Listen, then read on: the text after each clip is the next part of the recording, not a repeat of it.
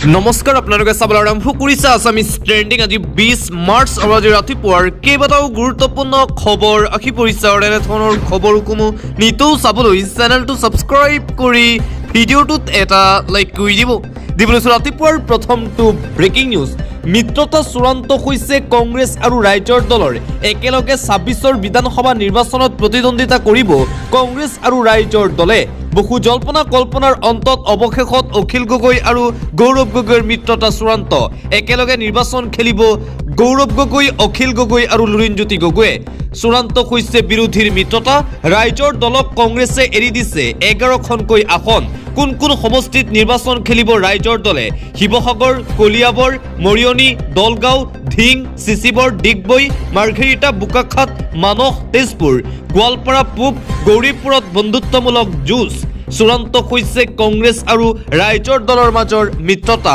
বহু জল্পনা কল্পনা চলি আছিল বহুতেই ধাৰণা কৰিছিল হয়তো কংগ্ৰেছ আৰু ৰাইজৰ দলৰ মাজত মিত্ৰতা নহয় কিন্তু যোৱা নিশা গৌৰৱ গগৈ অখিল গগৈ একত্ৰিত হৈ প্ৰেছ কনফাৰেন্স যোগে ঘোষণা কৰিছে মিত্ৰতাৰ কথা গৌৰৱ গগৈ হ'ব অসমৰ পৰৱৰ্তী মুখ্যমন্ত্ৰী মিত্ৰতা চূড়ান্ত কৰিয়েই এই ঘোষণা কৰিছে অখিল গগৈয়ে মিত্ৰতাত আনুষ্ঠানিকভাৱে স্বাক্ষৰ কৰিলে গৌৰৱ আৰু অখিলে একেলগে নিৰ্বাচন খেলিব 26ত কংগ্ৰেছ আৰু ৰাইজৰ দলে অৱশেষত বুজাবুজি সম্পূৰ্ণ হৈছে অখিল গগৈ আৰু গৌৰৱ গগৈৰ মাজত ছটাকৈ বিৰোধী দলে একেলগে নিৰ্বাচন খেলিব বিজেপিৰ বিৰুদ্ধে গৌৰৱ গগৈ অসমৰ পৰৱৰ্তী মুখ্যমন্ত্ৰী হ'ব অসমৰ ভৱিষ্যতৰ মুখ্যমন্ত্ৰী হ'ব গৌৰৱ গগৈক মুখ্যমন্ত্ৰী হিচাপে প্ৰক্ষেপ কৰিব বিৰোধী দলসমূহে বিৰোধীৰ প্ৰধান সেনাপতি হ'ব প্ৰদেশ কংগ্ৰেছৰ সভাপতি গৌৰৱ গগৈ যোৰহাটৰ পৰা জয়ী কৰোৱাই পঠোৱা হ'ব গৌৰৱ গগৈক যোৰহাটবাসীৰ বাবে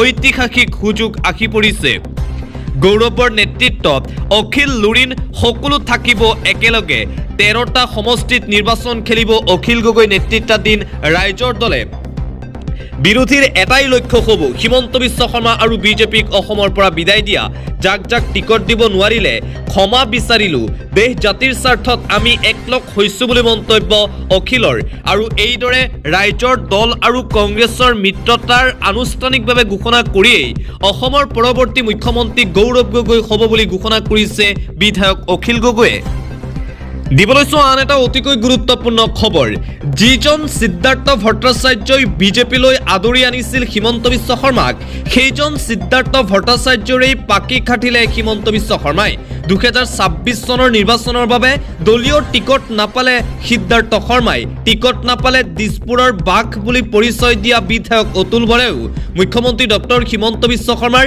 ঘনিষ্ঠক সংস্থাপন কৰাৰ বাবে কৰ্তন কৰা হ'ল বৰ্তমানৰ বহু বিধায়কৰ টিকট সৰ্বমুঠ 19 গৰাকী বিধায়কৰ টিকট কৰ্তন কৰি প্ৰকাশ কৰিলে ভাৰতীয় জনতা পাৰ্টিৰ প্ৰাৰ্থীৰ তালিকা সিদ্ধাৰ্থ ভট্টাচাৰ্যই বিজেপিৰ টিকট বঞ্চিত হোৱাৰ সময়তে সামাজিক মাধ্যমত চৰ্চিত এই বিশেষ ফটোখনক লৈ ইতিমধ্যে আৰম্ভ হৈছে ব্যাপক চৰ্চা যিজন সিদ্ধাৰ্থ শৰ্মাই হিমন্ত বিশ্ব শৰ্মাক বিজেপিলৈ আনিলে সেইজন সিদ্ধাৰ্থ শৰ্মাৰে টিকট কৰ্তন কৰিলে হিমন্ত বিশ্ব শৰ্মাই আন এটা ব্ৰেকিং নিউজ অগ্নি শৰ্মা বিজেপিৰ জ্যেষ্ঠ নেতা জয়ন্ত কুমাৰ দাস মুখ্যমন্ত্ৰী হিমন্ত বিশ্ব শৰ্মাৰ বিৰুদ্ধে বহু মন্তব্য পুৰণি বিজেপি কৰ্মীৰ লগ হৈ নতুন দল খোলাৰ হুংকাৰ দিছে এতিয়া বিজেপিৰ এই জ্যেষ্ঠ নেতাগৰাকীয়ে নিৰ্দলীয়ভাৱে নিৰ্বাচনত অৱতীৰ্ণ হ'ব অন্যথা কংগ্ৰেছক মুকলিকৈ সমৰ্থন কৰিব বিজেপিৰ পৰা টিকট বঞ্চিত হোৱাৰ পিছতেই মুখ্যমন্ত্ৰী হিমন্ত বিশ্ব শৰ্মা আৰু বিজেপি চৰকাৰৰ বিৰুদ্ধে মহা বিস্ফোৰণ ঘটালে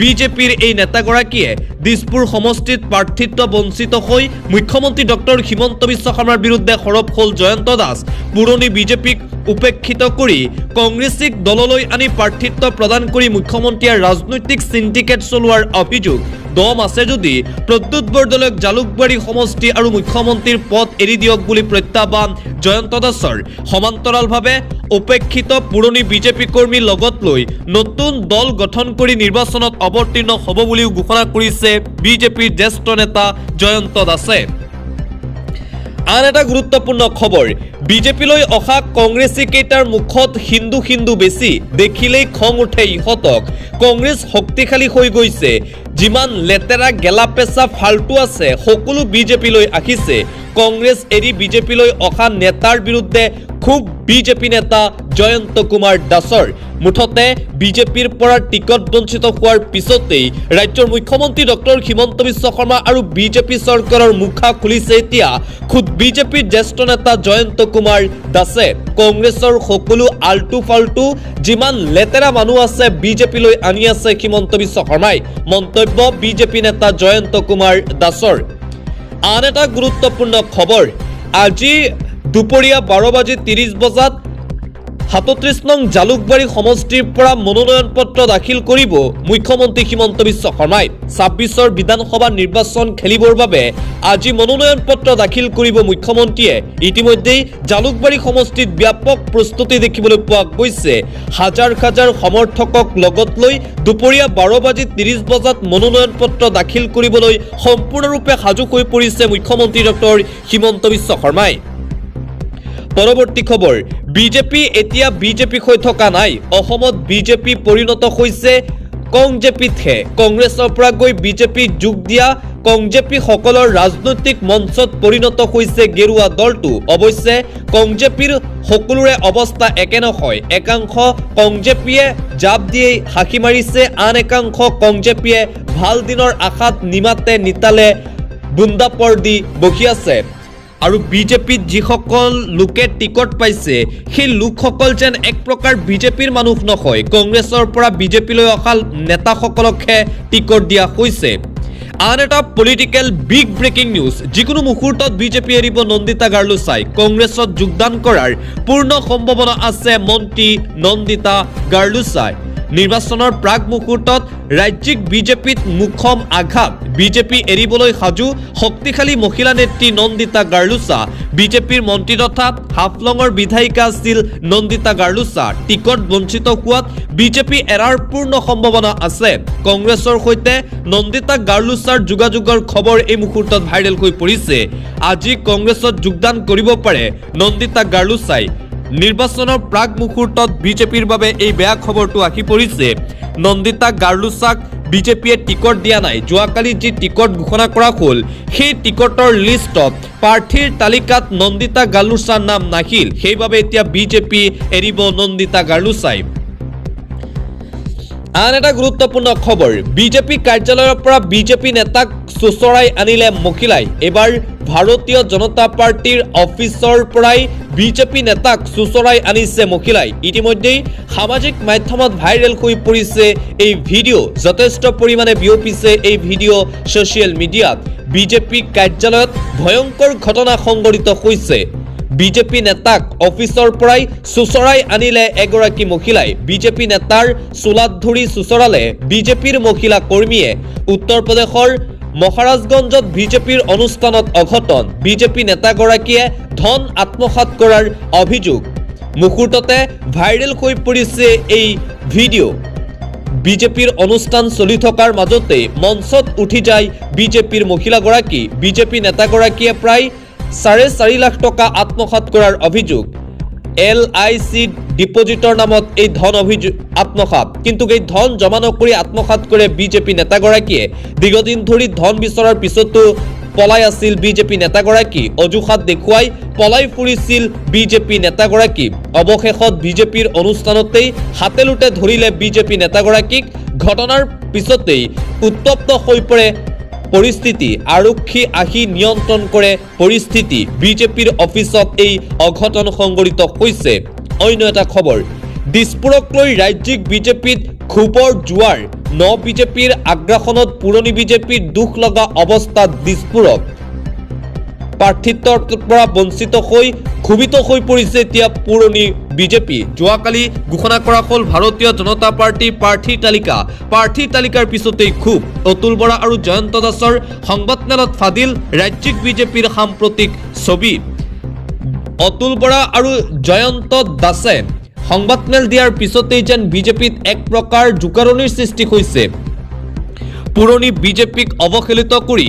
ন বিজেপিক এতিয়া প্ৰাধান্য দিছে হিমন্ত বিশ্ব শৰ্মাই যাৰ বাবে এতিয়া বিজেপিৰ ভিতৰ চৰাত জ্বলিছে জুই বৃহৎ কন্দল দেখিবলৈ পোৱা গৈছে অন্য এটা খবৰ গেৰুৱা দলত স্থান নাই আছু নেতাৰ প্ৰাৰ্থী তালিকাত স্থান নাপালে প্ৰাক্তন আছু নেতাই প্ৰাক্তন আছুক টিকট দিব নোৱাৰিলে সৰ্বানন্দ সোণোৱালে। প্ৰকৃত বিজেপি প্ৰাক্তন আছুতকৈ বিজেপিৰ আপোন প্ৰাক্তন কংগ্ৰেছীকহে আছু নেতা শংকৰজ্যোতি বৰুৱাক টিকট দিয়া নহ'ল। বহু আশালৈ কংগ্ৰেছত আহিছিল আছুৰ প্ৰাক্তন নেতা শংকৰজ্যোতি বৰুৱাই, কিন্তু আছুৰ প্ৰাক্তন নেতাসকলতকৈ যেন প্ৰাক্তন কংগ্ৰেছীকহে এতিয়া বেছি গুৰুত্ব দিয়ে ভাৰতীয় জনতা পাৰ্টীয়ে। মাত্ৰ এদিন আগত কংগ্ৰেছৰ পৰা বিজেপিত যোগদান কৰা প্ৰদ্যুৎ বৰদলৈক টিকট দিয়া হ'ল, কিন্তু বহু কষ্ট কৰাৰ পিছতো বিজেপিৰ হৈ টিকট নাপালে আছুৰ প্ৰাক্তন নেতা শংকৰজ্যোতি বৰুৱাই। ইয়াক লৈ এতিয়া ৰাজনৈতিক মহলত আৰম্ভ হৈছে ব্যাপক চৰ্চা। পৰৱৰ্তী খবৰ, যোৰহাটৰ বিজেপি প্ৰাৰ্থীৰ প্ৰতি মোৰ সদায় সন্মান আছে। নৈতিকতাৰ পথেৰে গৈ মই মোৰ কৰ্তব্য পালন কৰিম। এইদৰে যোৰহাট সমষ্টিৰ নিজৰ বিপৰীত প্ৰাৰ্থীক লৈ মন্তব্য গৌৰৱৰ। যোৰহাটত গৌৰৱ গগৈ বনাম হিতেন্দ্ৰ নাথ গোস্বামীৰ ফাইট। যোৰহাট সমষ্টিক লৈ গৌৰৱ গগৈৰ তাৎপৰ্যপূৰ্ণ মন্তব্য। যোৰহাটৰ বিজেপি প্ৰাৰ্থী হিতেন্দ্ৰ নাথ গোস্বামীৰ প্ৰতি মোৰ সন্মান আছে। যোৰহাটৰ বিষয়ে সকলো কথাই জানে হিতেন্দ্ৰ নাথ গোস্বামীয়ে। অৰ্জুনে যিদৰে ভীষ্ম পিতামহৰ বিৰুদ্ধে, ঠিক তেনেদৰে নৈতিকতাৰ পথেৰে গৈ মই মোৰ কৰ্তব্য পালন কৰিম। মই অৰ্জুনৰ দৰে তেওঁক ভীষ্ম পিতামহ হিচাপে গ্ৰহণ কৰিম। যোৰহাটত গৌৰৱ গগৈ বনাম হিতেন্দ্ৰ নাথ গোস্বামীৰ যুঁজ। যোৰহাট সমষ্টিক লৈ গৌৰৱ গগৈৰ এই তাৎপৰ্যপূৰ্ণ মন্তব্য। ইতিমধ্যেই গৌৰৱ গগৈৰ এই মন্তব্যক লৈ সমগ্ৰ অসমজুৰি আৰম্ভ হৈছে চৰ্চা। গৌৰৱ গগৈয়ে খুব নম্ৰভাৱে কৈছে যে হিতেন্দ্ৰ নাথ দেৱ গোস্বামীৰ প্ৰতি মোৰ সন্মান আছে। মই মোৰ নৈতিক দায়িত্ব পালন কৰিম। দলৰ বাবে মই যোৰহাটত যুঁজিম। এইদৰে আগন্তুক বিধানসভা নিৰ্বাচনত যোৰহাটত প্ৰতিদ্বন্দ্বিতা কৰিবলগীয়া ঘটনাক লৈ নিজৰ প্ৰতিক্ৰিয়া প্ৰকাশ কৰে এপিচিচিৰ সভাপতি গৌৰৱ গগৈয়ে। পৰৱৰ্তী খবৰ, বিজেপিৰ প্ৰাৰ্থীৰ তালিকা ঘোষণাৰ পিছত বিলাসীপাৰাত উত্তপ্ত পৰিস্থিতি। বিলাসীপাৰা সমষ্টি অগপক এৰি দিয়াক লৈ ক্ষুব্ধ হৈ পৰিছে শ শ ভাৰতীয় জনতা পাৰ্টীৰ কৰ্মী। ক্ষুব্ধ বিজেপি নেতা কৰ্মীয়ে তলা লগালে বিজেপিৰ কাৰ্যালয়ত। বিজেপিৰ টিকট ঘোষণাৰ পিছতেই এই উত্তপ্ত পৰিস্থিতিৰ সৃষ্টি হয় বিলাসীপাৰাত। শ শ বিজেপি কৰ্মীৰ ক্ষোভ দেখিবলৈ পোৱা গৈছে। বিজেপিৰ প্ৰাৰ্থীৰ তালিকা ঘোষণা কৰাৰ পিছতেই এই ক্ষোভ বিজেপিৰ মহিলা কৰ্মীৰ। বিলাসীপাৰা সমষ্টিক অসম গণ পৰিষদক এৰি দিয়াক লৈ ক্ষুব্ধ হৈ পৰে শ শ বিজেপি কৰ্মী। পৰৱৰ্তী খবৰ, প্ৰায় আধা সংখ্যক নতুন মুখক প্ৰাধান্য দি বিজেপিয়ে প্ৰকাশ কৰিলে 88জনীয়া প্ৰাৰ্থী তালিকা। ইয়াৰ 1 ডজন মানুহে যুৱ প্ৰাৰ্থী, 6 গৰাকী মহিলা। শেহতীয়াকৈ কংগ্ৰেছ এৰি বিজেপিলৈ যোৱা প্ৰদ্যুৎ বৰদলৈ, ভূপেন বৰাকো প্ৰাৰ্থিত্ব দিয়া হ'ল ভাৰতীয় জনতা পাৰ্টীত। উত্তৰ কাছাৰ আৰু কাৰ্বি আংলং এই পাহাৰীয়া জিলা দুখনত আটাইকেইখন আসনতেই প্ৰক্ষেপ কৰা হৈছে নতুন মুখক। 100ৰো অধিক আসনৰ লক্ষ্যৰে আগবঢ়া বিজেপি প্ৰাৰ্থী তালিকাই প্ৰতিটো জাতি জনগোষ্ঠীক সামৰি লোৱা বুলি দাবী ৰাজ্যৰ মুখ্যমন্ত্ৰী হিমন্ত বিশ্ব শৰ্মাৰ। আন এটা পলিটিকেল ব্ৰেকিং নিউজ, কংগ্ৰেছৰ তৃতীয়খন প্ৰাৰ্থীৰ তালিকা ঘোষণা কৰা হৈছে। কোকৰাঝাৰত মানিক চন্দ্ৰ ব্ৰহ্মক প্ৰাৰ্থিত্ব, বাউখুংগ্ৰীত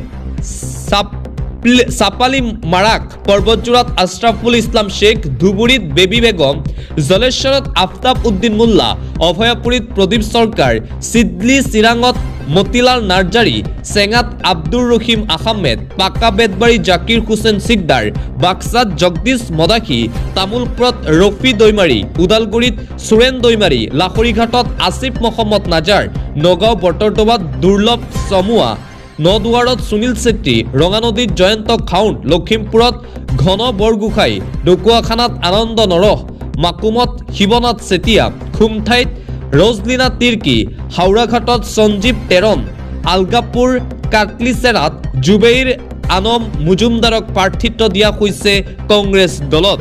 আৰু যোৱাকালি কংগ্ৰেছৰ তৃতীয়খন প্ৰাৰ্থীৰ তালিকা ঘোষণা কৰা হয়। যোৱাকালি বিজেপিয়ে 88খন সমষ্টিৰ বাবে নিজৰ প্ৰাৰ্থীৰ তালিকা ঘোষণা কৰিছিল।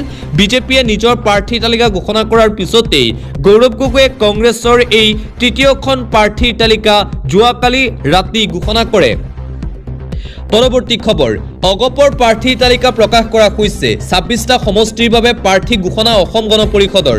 বোকাখাতত অতুল বৰা, কলিয়াবৰ কেশৱ মহন্ত, বঙাইগাঁৱত দীপ্তিময়ী চৌধুৰী, বৰপেটাত দীপক কুমাৰ দাস, টিয়কত বিকাশ শইকীয়া, ডিমৰীয়াত ডক্টৰ তপন দাস, তেজপুৰত পৃথ্বীৰাজ ৰাভা, বজালীত ধৰ্মেশ্বৰ ৰয়, হাজো শুৱালকুছিত প্ৰকাশ চন্দ্ৰ দাস, শিৱসাগৰত প্ৰদীপ হাজৰিকা, নাওবৈচাত বসন্ত দাস, বিলাসীপাৰাত জীৱেশ ৰায়, সোণাইত কৰিমউদ্দিন বৰভূঞা, দক্ষিণ কৰিমগঞ্জত ইকবাল হুছেইন, মানকাছাৰত জাভেদ ইছলাম, পূব গোৱালপাৰাত আব্দুল ৰহিম জিব্ৰান, আলগাপুৰ কাটলিচেৰাত জাকিৰ হুছেইন লস্কৰ, বিন্নাকান্দিত চাহাবুদ্দিন মজুমদাৰ, ৰূপসীঘাটত জাকিৰ হুছেইন ফাৰাজী, সৃজনগ্ৰামত শহীদুল ইছলাম, ৰাসুৰীঘাটত খলিলুৰ ৰহমান, চেঙাত ছাদ্দাম হুছেইন, পাক বেটাবাৰীত ডক্টৰ তাৰাপ্ৰসাদ দাস, চমৰীয়া নুৰুল ইছলাম, জলেশ্বৰ আবু শ্বাহ ছাদি হুছেইন, গৌৰীপুৰত মেহতাবুল হক আৰু অসম গণ পৰিষদৰ ফালৰ পৰা প্ৰাৰ্থীৰ তালিকা যোৱাকালি প্ৰকাশ কৰা হয়।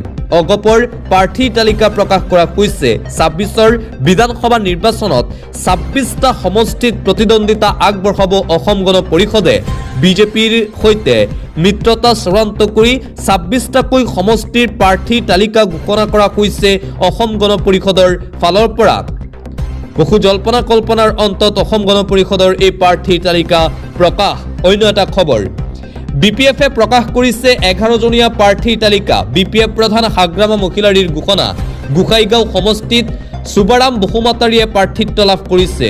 দত্মা ৰবিৰাম নাৰ্জাৰী, কোকৰাঝাৰ খেউলি মহিলাৰী, বাউখনগুৰি ৰূপম ৰয়, পৰ্বতজোৰা ডক্টৰ ৰেজাউল কৰিম, চিডলি চিৰাং পানীৰাম ব্ৰহ্ম, মানস থানেশ্বৰ বহুমতাৰী, বাক্সা মনেশ্বৰ ব্ৰহ্ম, ভেৰগাঁও মহেশ্বৰ বড়ো, ওদালগুৰি ৰিখন দৈমাৰী, মাজবাট চৰণ বড়ো।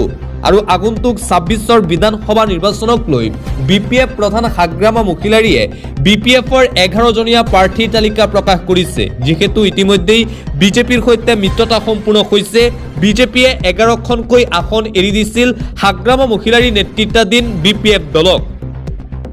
আৰু সেই ১১ সমষ্টিত কোন প্ৰাৰ্থীয়ে প্ৰতিদ্বন্দ্বিতা আগবঢ়াব, যোৱাকালি সংবাদমেল অনুষ্ঠিত কৰি আনুষ্ঠানিকভাৱে বিপিএফৰ প্ৰাৰ্থী তালিকা ঘোষণা কৰে বিপিএফ প্ৰধান হাগ্ৰামা মহিলাৰীয়ে। অন্য এটা খবৰ, প্ৰমোদ বড়োৰ ইউপিপিএলৰ তৃতীয়খন প্ৰাৰ্থীৰ তালিকা ঘোষণা কৰা হৈছে। ৬টা বিধানসভা সমষ্টিৰ বাবে তৃতীয়খন ইউপিপিএলৰ প্ৰাৰ্থীৰ তালিকা ঘোষণা। বাউখুংৰি সমষ্টিত প্ৰতিভা ব্ৰহ্মক প্ৰাৰ্থিত্ব আগবঢ়োৱা হৈছে। পৰ্বতজোৰা সমষ্টিত প্ৰাৰ্থিত্ব লাভ আয়ুব হুছেইন মণ্ডলৰ। চিডলি চিৰাং বিধানসভা সমষ্টিত টিকট লাভ কৰিছে ৰঞ্জিত বসুমতাৰীয়ে। গুৰেশ্বৰত প্ৰাৰ্থিত্ব লাভ কৰিছে পবিত্ৰ বড়োৱে। মাজবাটত প্ৰাৰ্থিত্ব লাভ কৰিছে ৰবীন্দ্ৰ বসুমতাৰী। টংলাত প্ৰাৰ্থিত্ব প্ৰদান জয়ন্ত ৰাভাক। একপ্লাছলো নীতিৰে প্ৰমোদ বড়োৱে নিজেই অকলেই নিৰ্বাচন খেলিব। ইউপিপিএলে কাৰোৰ সৈতে এইবাৰ মিত্ৰতা কৰা নাই। যোৱাকালি প্ৰমোদ বড়োৰ নেতৃত্বাধীন ইউপিপিএল দলে নিজৰ দলৰ তৃতীয়খন প্ৰাৰ্থীৰ তালিকা ঘোষণা কৰে। আন এটা পলিটিকেল ব্ৰেকিং নিউজ ঘোষণা কৰা হৈছে মৌলানা বদৰুদ্দিন আজমলৰ নেতৃত্বাধীন AIUDFৰ তৃতীয়খন প্ৰাৰ্থীৰ তালিকা। জলেশ্বৰত প্ৰাৰ্থী বীৰ সিং জৰুৱা, AIUDFৰ প্ৰাৰ্থী আলী আকবৰ মিয়া। মানকাছাৰ AIUDF প্ৰাৰ্থী আব্দুল ছালাম শ্বাহ। ভৱানীপুৰ সৰবুগৰ প্ৰাৰ্থী ফাৰহাত আলী। সোণাইৰ প্ৰাৰ্থী মিনাৰা হুছেইন। উত্তৰ কৰিমগঞ্জৰ প্ৰাৰ্থী চৌধুৰী হিব্বুৰ ৰাছুল। ঘোষণা হ'ল AIUDFৰ তৃতীয়খন প্ৰাৰ্থীৰ তালিকা। জলেশ্বৰত প্ৰাৰ্থী পাইছে শ্বেখ শ্বাহ আলমে। বহু জল্পনা কল্পনাৰ অন্তত যোৱাকালি মৌলানা বদৰুদ্দিন আজমলৰ নেতৃত্বাধীন AIUDF দলে নিজৰ তৃতীয়খন প্ৰাৰ্থীৰ তালিকা প্ৰকাশ কৰিছে। AIUDF দলেও কাৰোৰে সৈতে মিত্ৰতা নকৰাকৈ অকলেই নিৰ্বাচনত এইবাৰ অৱতীৰ্ণ হ'ব। কোনো ৰাজনৈতিক দলৰ সৈতে মিত্ৰতা নকৰাকৈ এবাৰ একপ্লাছলো নীতিৰে AIUDFে ২৬ৰ বিধানসভা নিৰ্বাচনত অৱতীৰ্ণ হ'ব। পৰৱৰ্তী খবৰ, কংগ্ৰেছৰ কাৰ্যালয় জ্বলাই দিয়ক না, দেৱব্ৰত শইকীয়াৰ বিস্ফোৰক কল ৰেকৰ্ডিং ভাইৰেল। কংগ্ৰেছৰ কাৰ্যালয় জ্বলাই দিয়ক না, কংগ্ৰেছ কৰ্মীক বিস্ফোৰক হুংকাৰ। বিৰোধী দলপতি দেৱব্ৰত শইকীয়াৰ। বিৰোধী দলপতি দেৱব্ৰত শইকীয়াৰ ফোন কলক লৈ চাঞ্চল্য সৃষ্টি হৈছে। বেবী বেগমে কিয় টিকট পাব বুলি ফোন কৰিছিল দলীয় কৰ্মীয়ে। ফোন কৰোঁতেই খঙত অগ্নিশৰ্মাকৈ মন্তব্য দেৱব্ৰত শইকীয়াৰ। কংগ্ৰেছৰ কাৰ্যালয় জ্বলাই দিয়ক না বুলি মন্তব্য দেৱব্ৰত শইকীয়াৰ। ইতিমধ্যেই দেৱব্ৰত শইকীয়াৰ এই কল ৰেকৰ্ডিং সামাজিক মাধ্যমত ভাইৰেল হৈ পৰিছে। সামাজিক মাধ্যমত দেৱব্ৰত শইকীয়াৰ এই কল ৰেকৰ্ডিং ভাইৰেল হোৱাৰ পিছতেই এতিয়া চৰ্চা আৰম্ভ হৈছে। বেবী বেগমক টিকট দিয়াক লৈ এজনে দেৱব্ৰত শইকীয়ালৈ ফোন কৰিছিল আৰু ফোন কৰাৰ পিছতেই খঙত অগ্নিশৰ্মাক হৈ এই মন্তব্য বিৰোধী দলপতি দেৱব্ৰত শইকীয়াৰ। আন এটা গুৰুত্বপূৰ্ণ খবৰ, বুকিং কৰিও LPG চিলিণ্ডাৰ পোৱা নাই নেকি? মুকলি হ'ল হেল্পলাইন নম্বৰ। LPG চিলিণ্ডাৰ গ্ৰাহকৰ বাবে এটা অত্যন্ত জৰুৰী খবৰ, এটা গুৰুত্বপূৰ্ণ খবৰ এই মুহূৰ্তত আহি পৰিছে। ৰন্ধন গেছৰ LPG চিলিণ্ডাৰ পোৱা নাই নেকি আপুনি? তেন্তে আপোনাৰ বাবে এই খবৰ। অভিযোগ দাখিল কৰিবলৈ মুকলি কৰা হৈছে হেল্পলাইন নম্বৰ। সময়ত চিলিণ্ডাৰ নাপালেই আপুনি এই হেল্পলাইন নম্বৰত দিব পাৰিব অভিযোগ। হেল্পলাইন নম্বৰটো হৈছে 1077। এইটো ছেভ কৰি ৰাখক আপুনি। চিলিণ্ডাৰৰ ক'লা বজাৰ ৰোধৰ বাবে নগাঁও জিলা প্ৰশাসনৰ এক্সক্লুচিভ পদক্ষেপ। নগাঁও জিলা আয়ুক্ত দেৱাশিষ শৰ্মাই জাৰি কৰিছে জৰুৰী নিৰ্দেশনা। কোনো লোক এজেন্সিয়ে ক'লা বজাৰত বিক্ৰী কৰিব নোৱাৰিব চিলিণ্ডাৰ। কঠোৰ হৈ পৰিছে নগাঁও জিলা প্ৰশাসন। নিয়ম উলংঘা কৰিলেই ভৰিব লাগিব বৃহৎ পৰিমাণৰ জৰিমনা। আন এটা অতিকৈ গুৰুত্বপূৰ্ণ খবৰ, জুবিন গাৰ্গৰ ন্যায়ৰ দাবীত যোৰহাটত অসম জাতীয়তাবাদী যুৱ ছাত্ৰ পৰিষদৰ উদ্যোগত মৌন শিক্ষা সমদল। জুবিন গাৰ্গৰ ন্যায়ৰ দাবীত এই মৌন শিক্ষা সমদল দেখিবলৈ পোৱা গৈছে যোৰহাটত। অসম জাতীয়তাবাদী যুৱ ছাত্ৰ পৰিষদৰ উদ্যোগত জুবিন গাৰ্গৰ ন্যায়ৰ দাবীত এইবাৰ সমদল উলিওৱা হৈছে। মিঠাপুখুৰীৰ পৰা যোৰহাট নগৰৰ মাজেৰে ওলোৱা হ'ল এই সমদল।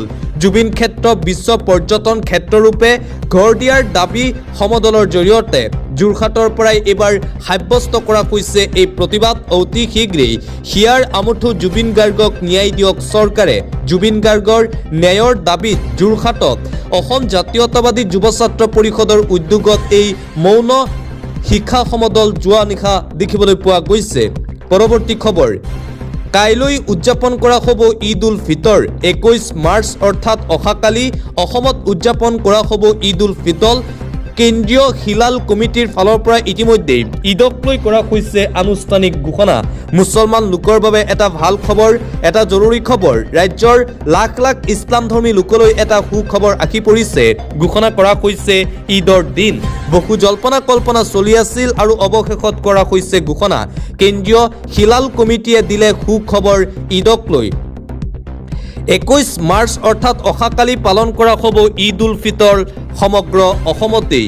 ভাৰতবৰ্ষত জোন দেখাৰ খবৰ পোৱা নগ'ল আৰু আজি যিহেতু ছৌদি আৰবত ঈদ উদযাপন হ'ব 21 মাৰ্চ শনিবাৰে ভাৰতৰ লগতে অসমতো পালন কৰা হ'ব পবিত্ৰ ঈদ উল ফিতৰ। ইছলাম ধৰ্মাৱলম্বী লোকৰ মনত প্ৰশ্ন হৈছিল যে কেতিয়া প্ৰকৃততে উদযাপন কৰা হ'ব ঈদ উল ফিতৰ, আৰু ইতিমধ্যে কেন্দ্ৰীয় হিলাল কমিটিৰ ফালৰ পৰা ঈদক লৈ এই ডাঙৰ ঘোষণা কৰা হৈছে। কাইলৈ 21 মাৰ্চ শনিবাৰে ঈদ উল ফিতৰ সমগ্ৰ অসম